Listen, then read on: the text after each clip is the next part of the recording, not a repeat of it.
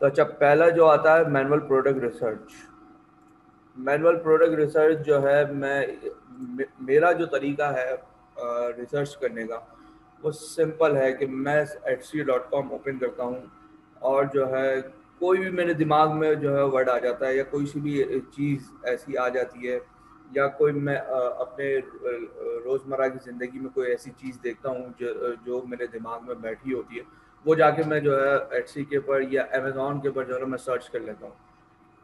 तो वो अमेज़न पे जो है जब सर्च होती है, या एटसी के ऊपर सर्च होती है, तो ज़ाहिर सी बात है कोई ना कोई रिजल्ट तो आएगा कि दूसरे लोग भी जो है सेल आउट कर रहे होंगे वो आइटम। तो अभी मैं सिंपल थोड़ी देर पहले बैठा हुआ, तो बस मैं वो बबल सोल्यूशन के बारे में ऐसे ही मेरे दिमाग में आया, जो कि मैंने एटसी पे सर्च कर लिया। ठीक है, ये बबल सोल्यूशन जो है बेसिकली आर्ट एंड ग्राफ में की कैटेगरी में भी फॉल होता है, और दूसरी कैटेगरी में भी क्या कहते हैं फॉल होता है। लेकिन अमेजोन के अगर मैं देखने जाऊँ ना, तो यहाँ पे मुझे टॉयज एंड गेम्स के अंदर ये सोल्यूशन जो है टॉयज एंड गेम की कैटेगरी के अंदर फॉल होता हुआ नजर आता है, क्योंकि यहाँ पे मुझे शो कर रहा है। अच्छा जी। और लेकिन मैं यहाँ पे वही वही चीज़ जो है, ये मैं बबल सॉल्यूशन जो है मैंने यहाँ पे टाइप किया हुआ है, तो मैंने सर्च किया तो यहाँ पे बेतहाशा लाइसेंस बनी हुई है ऑलरेडी। ठीक है, तो ये चीज़ मुझे अच्छी लगी थी, तो मैंने यहाँ पे अभी ऐसे ही मैंने उसको बंद नहीं किया, और आप लोगों को दिखाने के लिए जो है मैंने यहाँ पे रख लिया था। अच्छा, मैं जब यहाँ सर्च कर रहा था, तो मैं देखता हूँ कि कुछ आइटम ऐसी दिख रही है जो कि अमेजोन में, जहाँ से मैं सोर्स करूँगा, लाइक मैं ज़्यादा अमेजोन से काम करता हूँ, अमेजोन बायर अकाउंट से जो है परचेजिंग करता हूँ ज़्यादा। तो मैं अमेजोन पे जाके वो आइटम बबल सोल्यूशन का कीवर्ड मैंने सर्च कर लिया, तो जो अमेजोन पे जो एटसी के ऊपर मुझे चीज़ें नज़र आ रही है, वही सेम चीज़ जो है मुझे अमेजोन के ऊपर भी नज़र आना स्टार्ट हो गई। लाइक ये पहली आइटम जो है आपकी, ये ग्रीन बॉटल जो है, ये यहाँ पे आ रही है, ये तीसरे नंबर पर, चौथे नंबर पर।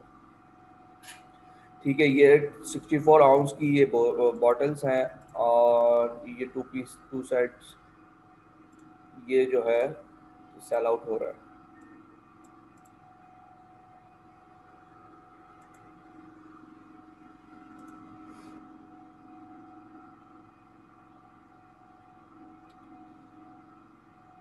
ठीक है, एक एग्जांपल दे रहा हूँ, अभी इसके प्राइस मुझे बता रहा है ज़्यादा।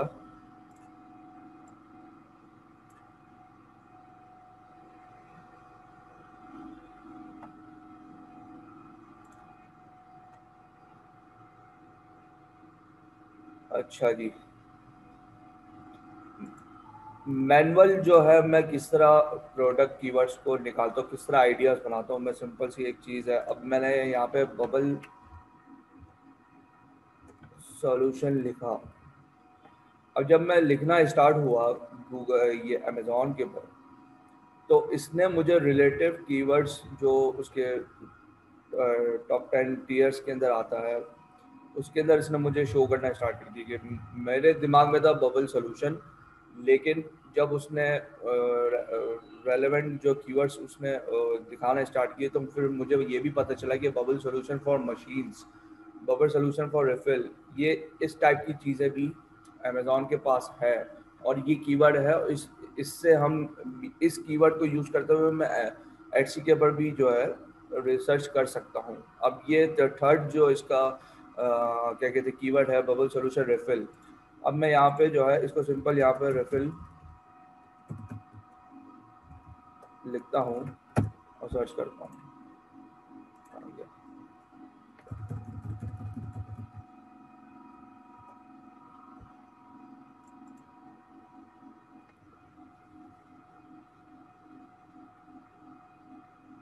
अच्छा, बबल सॉल्यूशन रिफिल्स जब मैंने लिखी, तो इसके अंदर जो है एक, एक दो तीन चार पाँच 10 सिर्फ जो है मुझे आइटम्स नज़र आई, जिसके अंदर से दो जो है दूसरी कैटेगरीज की है, और स्टार्टिंग की 3 या 5 प्रोडक्ट्स ऐसी दिखाई जिसके रिफिल्स है। ये ठीक हो गया।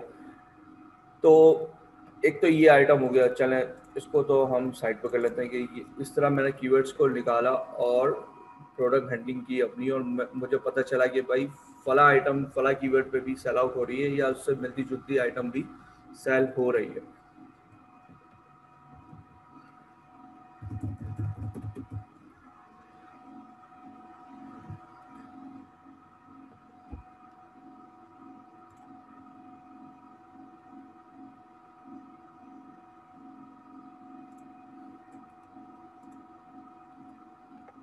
अच्छा जी, अब मैं हैंडमेड बाथ मैट इसको देख लेते हैं। अब ये तो है हैंडमेड और इसकी प्राइस, ये बेसिकली हाई टिकट आइटम्स के अंदर आ जाती है, थोड़ी सी एक कैटेगरी के अंदर। जितना अच्छा जितना बड़ा जो है आपका कारपेट होगा, मैट होगा, वो उतने उसके ज़्यादा प्राइस हो जाते हैं। तो और इसका कंपटीशन जो है थोड़ा सा कम है, और इसके अंदर प्रॉफिट भी आपको ज़्यादा मिलता है। तो स्टार्टिंग की मुझे 5 लिस्टिंग ऐसी दिखा रहा है जो कि $100 से ऊपर की है, ठीक है। बाकी उसके बाद नीचे जो है छोटे जो है कैटेगरी की छोटी आइटम्स जो है नज़र आती सस्ती। अब एक यहाँ पे है 577 का जो है ये कारपेट रग है, एक है 159 का यहाँ नज़र आ रहा है। तो ऐसे आइटम्स जो है आपको अमेज़ॉन पे या रग्स वाली आइटम्स जो है आपको ओवर स्टॉक पे ज़्यादा मिल जाएगी। ओवर स्टॉक के ऊपर जो है आपको वहाँ पे ऐसी आइटम्स अच्छे अच्छे रेट्स के ऊपर, अच्छे प्राइस के ऊपर जो है मिल जाती है। और ओवर स्टॉक का फ़ायदा ये है कि आपको 5% रिवार्ड्स मिलता है जब भी परचेजिंग करेंगे, जितने की भी आइटम होगी उसके बाद 5% रिवार्ड्स आपको मिलेंगे। जी, ओवर स्टॉक की बात कर रहा हूँ मैं।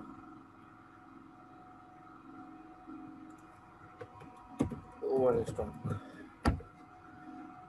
और दूसरा ये कि ओवर स्टॉक मुझे पर्सनली इसलिए अच्छा लगता है कि उसके अंदर जो है आपको जब आप साइन अप कर लेते हैं, आप अपना अकाउंट सारी चीज़ हो जाती है, तो ओवर स्टॉक ईमेल के थ्रू जो है आए दिन या तो 10% या तो 15% या 12% के जो है ना कूपन्स बेचता है ईमेल के थ्रू। तो उसको यूज़ करते हुए भी आप जो है, फॉर एग्जांपल आपके पास 10% का जो है कूपन आया, उस कूपन को यूज़ करते हुए आप अपनी परचेजिंग करेंगे तो वहाँ पे भी 10% का जो है आपको फ़ायदा होगा। अब जब फॉर एग्जांपल आपकी आइटम कॉस्ट थी $100, ठीक है, ओवर स्टॉक पे आप जब परचेजिंग करेंगे उस कूपन के थ्रू, तो जाहिर सी बात है 10% जो है आपको बचेगा, $10 आपके बच गए, प्लस 5% आपके रिवार्ड्स, तो टोटल 15% आपको जो है ओवर स्टॉक बचा के आपके अपनी पॉकेट में डाल देता है।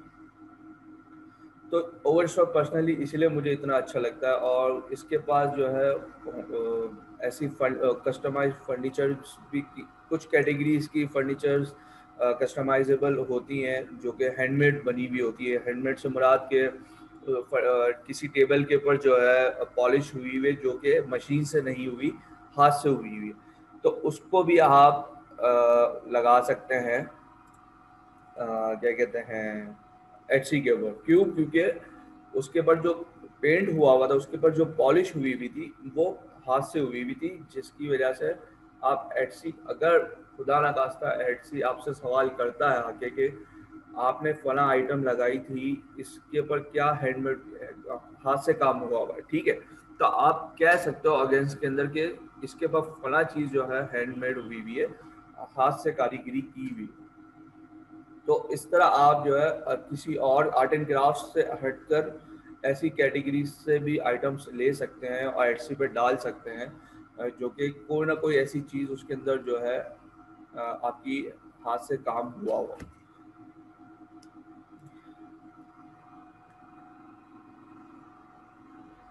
जी मैं, आप लोग चैट के अंदर जो है सवालात कर रहे हैं, ठीक है, लेकिन मैं जो है जब Q&A लूँगा उसके अंदर जो है आप लाइव सवाल कीजिएगा ताकि सबको मैं जो है इजीली बारी बारी जवाब दे सकूँ।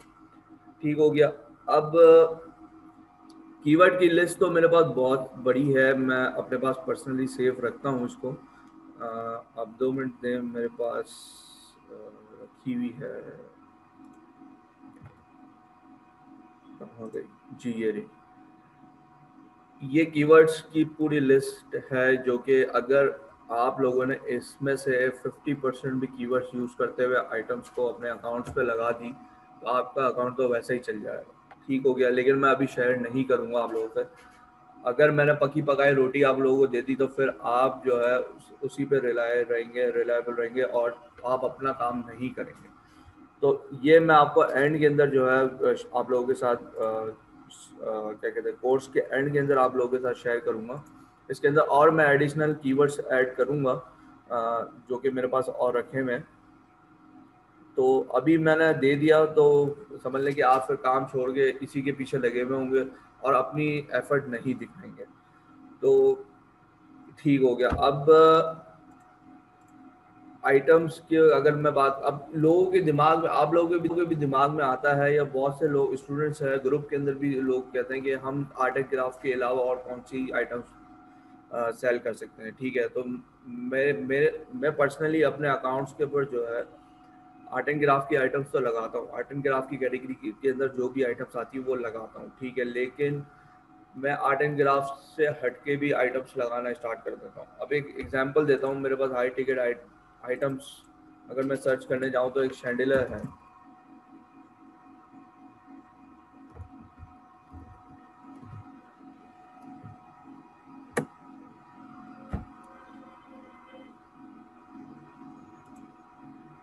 अब मैं इस पे मैंने सिर्फ एक लिख दिया हैंड पेंटेड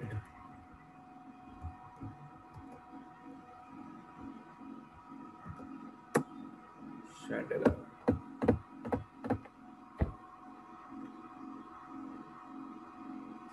अच्छा जी, अब मैंने ये कीवर्ड लिखा हैंड पेंटेड शैंडिलर। अब ये कैटेगरी फॉल नहीं होती आर्ट एंड क्राफ्ट के अंदर, लेकिन मैंने कीवर्ड क्या लिखा, हैंड पेंटेड शैंडिलर। तो अब जो भी इसने मुझे एटसी अमेजोन पे इसने मुझे बताया, अमेजोन ने जो मुझे बताया वो कैटेगरी मैं आपको एक मिनट ओपन करके दिखा देता हूँ कि ये कैटेगरी जो है वो होम एंड लिविंग है। आई थिंक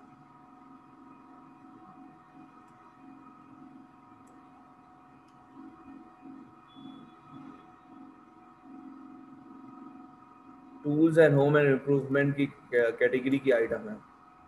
लेकिन अगर मैं इस आइटम को देखता हूँ तो यहाँ पे मुझे इसका टाइटल मुझे बताता है कि फेबुलस 4 लाइट्स फार्म हाउस और chandelier hand painted distressed wood hanging island light fixture for dining, foyer, entryway and lighting white for lights। अब मैंने इस आइटम को किस तरह पकड़ा कि मैं सिर्फ एक चीज़ देखता हूँ कि कोई सी भी आइटम मैं जो है सर्च कर लूँ, रिसर्च कर लूँ, मैं पूरी उसके टाइटल और डिस्क्रिप्शन में से एक वर्ड ही देखता हूँ कि ये आइटम किसी ना किसी जगह से हैंड पेंटेड या कोई ऐसी चीज़ इसकी हैंडमेड हुई भी है नहीं। मैं सिर्फ ये चीज़ देखता हूँ और कुछ नहीं देखता। अब हैंड पेंटेड के अंदर जो है मैंने को यहाँ पे टाइटल में सिर्फ बता दी, सिंपल इसने बता दी कि हैंड पेंटेड है, जो कि इसका जो कलर हुआ है ये हाथ से हुआ है। अब ये जो है मैं इजीली एटसी के ऊपर लगा सकता हूँ। वाज़े तौर पर टाइटल में लिख के लगाऊंगा कि हैंड पेंटेड। स्टार्ट ही में जो मेरा जो टाइटल होगा वो स्टार्ट वर्ड से होगा हैंड पेंटेड। उसके बाद सारे जो भी इसके फीचर्स है, कितने फिक्चर थे, कितने लाइट्स थी, क्या क्या फीचर्स इसके अंदर लाइट्स के अंदर अवेलेबल है, फिर उसके बाद सारी रौदात इसके बाद में लिखूंगा। सबसे पहले मैं हैंड पेंटेड का वर्ड टाइटल के अंदर डाल दूंगा ताकि एटसी ट्रैक ना कर सके कि आप कोई आर्ट एंड क्राफ्ट से हट के कोई आइटम लगा रहे हैं, ठीक है ना। और इसी तरह डिस्क्रिप्शन के अंदर भी जो है मैं एक दो जगह पे वाजे करूँगा, मेंशन करूँगा, या तो अपनी खुद की कस्टम लाइन बना के लिखूँगा या कुछ इस तरह करूँगा। अगर इसकी डिस्क्रिप्शन में मुझे कुछ नहीं मिलता जिसकी वजह से ये पता चला कि ये हैंड प्रिंटेड है या क्या हाथ से काम किया हुआ है, अगर नहीं मिलता तो फिर मैं जो है कुछ अपने तरफ से बना के कुछ ऐसी चीज़ ये छोटी सी लाइन बना के मैं जो ना डिस्क्रिप्शन में लाजमी डालूंगा, ताकि एटसी मेरे साथ मसला ना करे। ठीक हो गया। अब अच्छा, अगर आप जो है आर्ट एंड क्राफ्ट की कैटेगरी से हट के कोई आइटम लगाना चाहते हैं, तो मैं ये कहूँगा कि सबसे पहले लगाने से, लिस्टिंग क्रिएट करने से पहले आप एटसी के ऊपर लाजमी देखें कि वो आइटम या उसके सिमिलर आइटम सेल आउट हो रही है या नहीं। अब शैंडिलर है, शैंडिलर का सिर्फ एक कीवर्ड उठाया, एटसी पे जाके सिर्फ सिंपल सा सर्च करना है आपको कि दूसरे लोग सेल आउट कर रहे हैं। अब शैंडिलर की बात आती है तो मैंने सिर्फ कीवर्ड लिखा, आप देख सकते हैं कि यहाँ पे बहुत सारे ऐसे यूनिक डिजाइन्स के अंदर जो है शैंडिलर सेल आउट हो रहे हैं, लोग बैठे हुए हैं लगा के। ठीक है ना। और इसके प्राइस भी आप देख सकते हैं, $480, $676, $229। ये बड़े आइटम्स हैं, हाई टिकट आइटम्स हैं, और ये सेल तो होते हैं, लेकिन इसकी सेल्स स्लो है। स्लो से मुराद कि अगर आपकी महीने में जो है 1 से 2 बार सेल आउट होगी, इसके अलावा ज़्यादा सेल नहीं होती, क्योंकि महंगी आइटम है। और एटसी के पर, क्योंकि एटसी थोड़ी सी छोटी मार्केट है, तो इसकी वजह से ज़्यादा सेल्स इसकी नहीं है। लेकिन अगर ऐसी बड़ी आइटम्स आपके पास 30 से 40 आपने लगा के रखी हुई हो अपने स्टोर के ऊपर, तो महीने में फॉर एग्जांपल आपने 30 प्रोडक्ट ऐसी लगा के रखी हुई, ठीक है, महंगी आइटम है, और उसकी पूरे महीने के अंदर वो 30 में से 10 आइटम ऐसी है जो कि हर दो बार सेल आउट हो गई, और उसके बाद आपका प्रॉफिट जो है ना मिनिमम भी 30 to 40% हुआ। फॉर एग्जांपल आपकी प्रोडक्ट कॉस्ट थी $100, ठीक है। अब $100 पे आपने सेलिंग कॉस्ट लगाई थी $150 की, उसके ऊपर आपका सारे एचसी का 5% हटा के, सब कुछ हटा के जो है आपके पास सूखा सूखा जो है $35 या $40 बच जाता है। ठीक है ना। सॉरी। तो $35 एक आइटम आपका निकालेगा, और उस 30 आइटम में से आपकी 10 आइटम 20 बार सेल होती है पूरे महीने में, तो आप समझ लें कि 30 मिनिमम भी $30 का भी प्रॉफिट होता है। तो आप कैलकुलेट कर लें कि पूरे महीने में आप जो है 30 मल्टीप्लाई बाई 20, $600 तो आपने सिर्फ 10 लिस्टिंग से ही कमा लिया। ठीक हो गया। तो मैं जब आइटम्स को लगाता हूँ तो मैं ज़्यादा थोड़ी सी बड़ी आइटम्स, महंगी आइटम्स को लगाता हूँ, क्योंकि उस पर प्रॉफिट मुझे ज़्यादा होता है। अलबत्ता मुझे पता होता है कि जब मैं परचेजिंग, अगर दिन में मेरी 4 आइटम ऐसी सेल आउट होती है $200-300 वाली, जो मेरी परचेज कॉस्ट है $200-300 पर SKU, तो वो मुझे पता है कि मेरे $1500-2000 एक ही दिन में लिख लेंगे, लेकिन उसके एवज रिटर्न जो मुझे होगा वो मिनिमम 30 to 40% होगा। और मैं बड़ी आइटम पे मैं पर्सनली जो है 30% नहीं रखता। इस पे बड़ी जब आइटम होती है तो वो मैं मिनिमम जो है उस पर 45 to 50% का मैं प्रॉफिट मार्जिन रखता हूँ। वो मेरी बहुत स्लो सेल होती है, लेकिन जब होती है तो फिर वो दे के जाती है। वो एक आइटम मेरी सेल आउट होती है तो बस मेरा जो है दिन पूरा, मेरी जो मेहनत होती है वो उसके अंदर पे ऑफ हो जाती है। ठीक हो गया।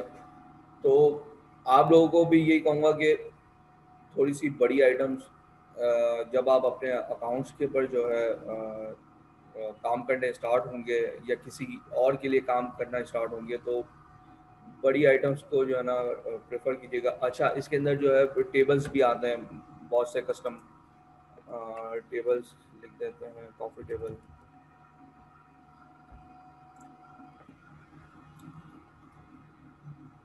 अब देखें यहाँ पे coffee table, board would T and green coffee table. अब एक से कॉफी टेबल्स यहाँ पे रखे हुए हैं, और बड़े महंगे महंगे भी है। ठीक है ना। तो $100 का भी है, $300 का भी है, $349 का भी है, $674 का भी है। तो इसी तरह जो है आपको यहाँ पे भी अमेज़ॉन पे भी मिल जाएगा।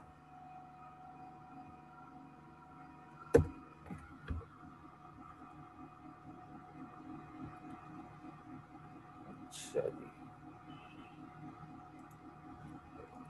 इस पे भी थोड़ा सा हैंडमेड कीवर्ड लगा के भी देख लेते हैं। हाँ जी, हैंडमेड के अंदर मुझे एक यहाँ पे टेबल दूसरा आइटम मुझे नज़र आया है, durable stable coffee table teak resin handmade unique furniture elegant style home decoration, जो कि प्राइस मुझे बताता है $242 का, जो कि सस्ता है। इसी तरह चौथा आइटम भी मुझे दिखा रहा है हैंडमेड ही है, एक से एक यूनिक डिज़ाइन यहाँ पे रखे हुए हैं। तो ऐसे आइटम्स जो है आपके एटसी के ऊपर सेल होते हैं। बाकी अगर मैं चिल्लर आइटम की बात करूँ तो फिर चिल्लर आइटम के अंदर जो है आपके मैं सिंपल क्या करता हूँ कि आर्ट एंड क्राफ्ट की अमेज़ॉन से आइटम कैटेगरी सेलेक्ट करता हूँ और उसको सर्च ऐसे ही कर देता हूँ। जब आप आर्ट एंड क्राफ्ट की चिल्लर आइटम पे जाते हैं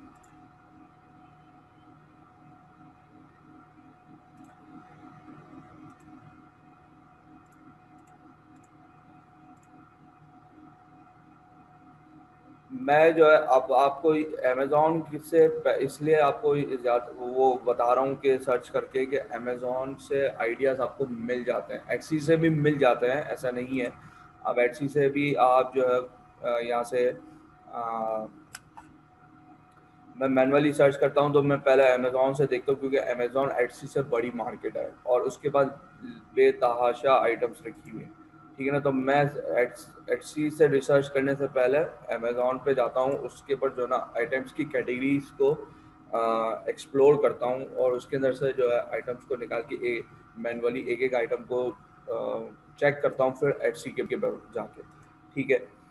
तो अब मैंने सिर्फ आर्ट एंड क्राफ्ट की एक कैटेगरी को ओपन कर लिया, यहाँ पे जो है सब कैटेगरीज मुझे मिल गई, ठीक हो गया। सब कैटेगरीज अब जब मिल गए मुझे, अब सब कैटेगरीज के अंदर जा जाके दूसरे टैब में मैं जो ना एक मैनुअली रिसर्च मारता हूँ क्विकली। मैं ये नहीं कि सारी आइटम्स खोल के बैठ गया, सारी आइटम्स को देख रहा हूँ कि यार ये चल रही है या ये नहीं चल रही, नहीं। मैं अपने दिमाग को बस थोड़ा सा सुकून से, जो कोई और दूसरा काम नहीं, मैं सिर्फ नज़र रखता हूँ कि कौन सी आइटम चलनी है कौन सी नहीं। मैं बस एक तुक्का लगाता हूँ कि यार ये आइटम लगाएंगे, या ये आइटम को सर्च करके मैं देखता हूँ एटसी के ऊपर ये एग्जैक्ट आइटम कितने में सेल हो रही है एटसी पे। अगर एग्जैक्ट आइटम नहीं है और इससे सिमिलर है तो फिर मैं बोलता हूँ कि हाँ भाई चलो ये वाली आइटम भी लगा के ट्राई कर लेते हैं। और ऐसा बहुत बार हुआ कि जब मैं आइटम्स लगाता हूँ तो वो उसको मैं ऑप्टिमाइज करता हूँ, उसके टैग्स वगैरह डाल के, तो वो चलना स्टार्ट हो जाती है, कोई इशू नहीं होता, ठीक हो गया। तो अब एक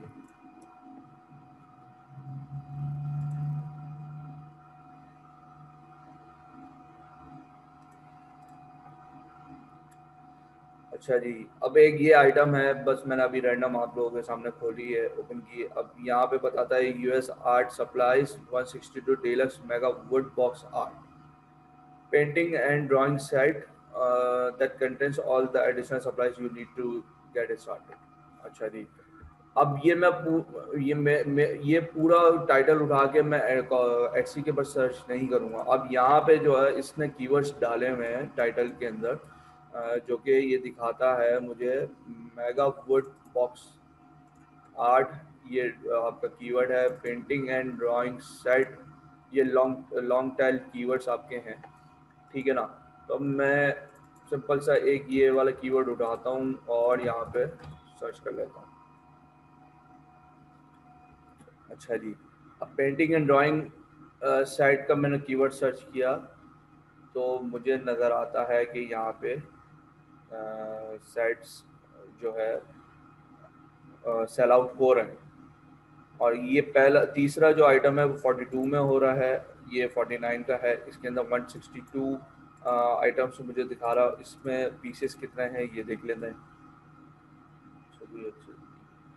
अच्छा देखें, ये जो सस्ता जो बेच रहा है 142 के अंदर जो बेच रहा है वो पीसेस इसके मुझे बताता है 149 पीसेस, ठीक हो गया। और अगर मैं इसको देखता हूँ तो ये आइटम इसके अंदर स्केच बुक्स नहीं है,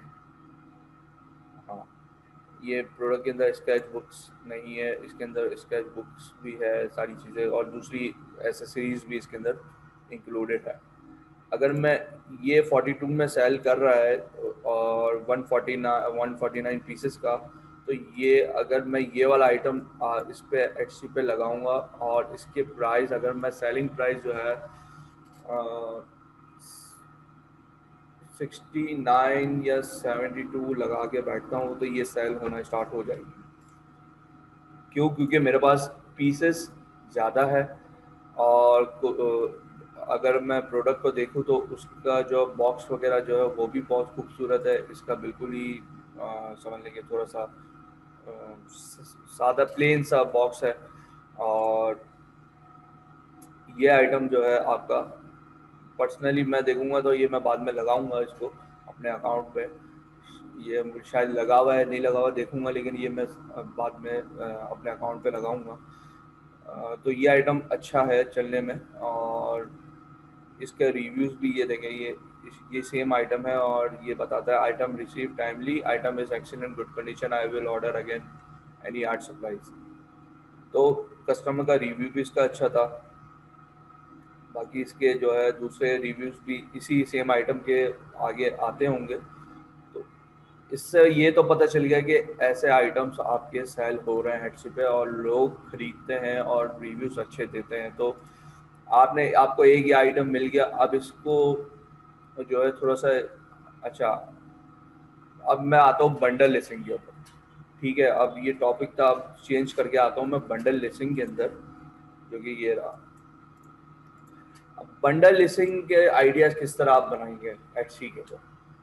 अब आपको तो ये पता चल गया कि ये फला आइटम तो अब लगाना ही है साथ में, ठीक हो गया। अब मैं आइडिया किस तरह जनरेट करता हूँ कि मैं अमेज़ॉन पे उस आइटम के नीचे आता हूँ, स्क्रॉल डाउन करता हूँ और यहाँ पे देखता हूँ फ्रीक्वेंटली बॉट टुगेदर।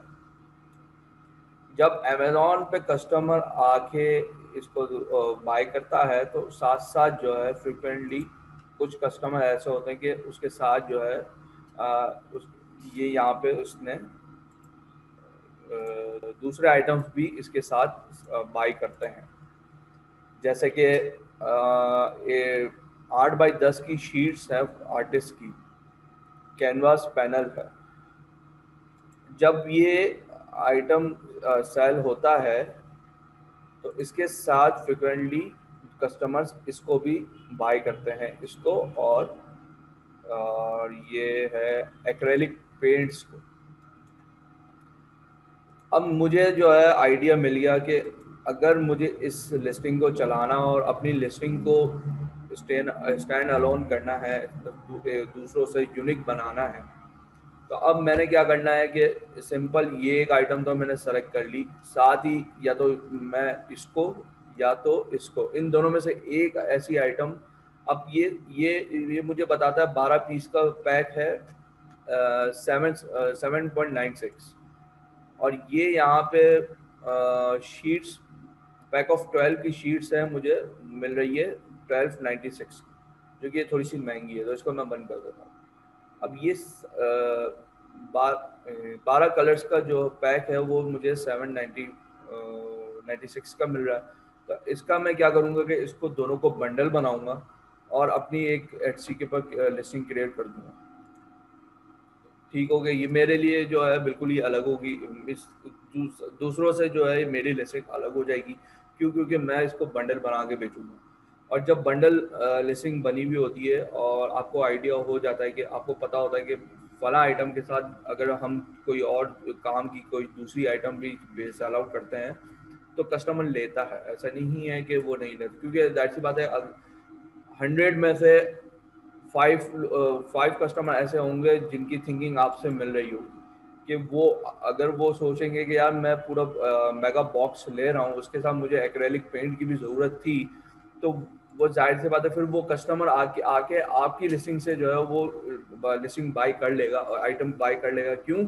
क्योंकि उसके साथ आपने अपनी लिस्टिंग जो मार्कर्स का जो पूरा सेट है उसके साथ आपने एक्रेलिक पेंट्स का भी जो है ना पैकेज इंक्लूड किया हुआ था। तो इससे बड़ा फ़ायदा होता है बंडल लिस्टिंग का और आपकी सेल्स होती है और आपकी लिस्टिंग जो है पूरी यूनिक हुई भी होती है, कोई आपको कॉपी नहीं करता। करने वाले करते हैं लेकिन उस कॉपी करने के चांसेस बहुत कम हो जाते हैं। ठीक हो गया। तो इसी तरह जो है मैं बंडल लिस्टिंग करता हूँ और अपनी आइटम्स को जो है चलाता हूँ। दूसरा ये है कि आप जो है वेरिएशन लिस्टिंग बनाएं। वेरिएशन लिस्टिंग के अंदर जो है फॉर एग्जांपल अभी यहाँ पे मुझे बताता है कि ये है, लेट सपोज मैंने एक लिस्टिंग बनाई एक्रेलिक पेंट्स की। अब एक्रेलिक पेंट्स की जब मैंने लिस्टिंग बनाई जिसके अंदर मुझे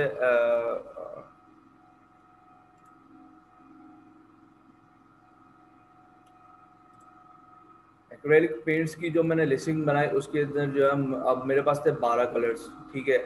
अब मैंने देखा कि इसी सेम ब्रांड के सेम कलर्स के अंदर मेरे पास 24 पीस का भी ऑप्शन है अमेजोन के। ठीक है। और एटसी के पर भी जो है अलग अलग तरीके से सेल आउट हो रहा है। तो अब मैंने क्या करता हूँ कि 12 कलर्स का तो एक लिस्टिंग के अंदर मैंने 12 कलर्स की वो बनाई वेरिएशन, प्लस उसके साथ 24 कलर्स का भी एक वेरिएशन डाल दिया। तो जिनको 12 कलर्स चाहिए होते हैं वो 12 बाय करता है, जिनको 24 चाहिए होते हैं वो 24 उसी एक ही लिस्टिंग से जो है बाय करना स्टार्ट करता है। अभी इसी तरह जो है अगर आप लोगों ने एग्जांपल देखनी थी तो वो आपने वीएससी के अंदर जो है प्रोडक्ट हंटिंग देखी हो तो जफर साहब ने बताया कि उन्होंने एक आइटम बताई थी अल्फ़ाबेट्स वाली ना, जिसके अंदर ए से लेके जी तक जो है सारे अल्फ़ाबेट्स थे।